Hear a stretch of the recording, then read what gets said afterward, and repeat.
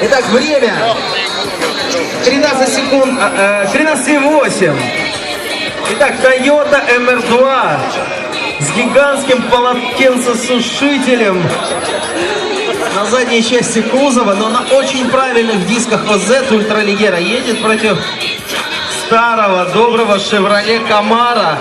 В этот раз он едет на сликах. Сейчас мы узнаем, улучшит ли он свое стабильное время. Пилоты готовы. Внимание на светофор.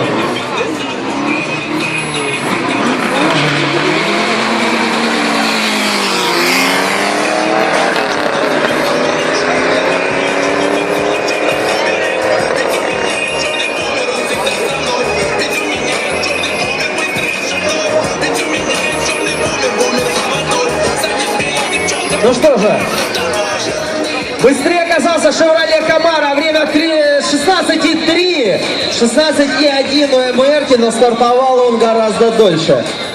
Ну что, делаем музыку тише, вновь заезд Сузуки против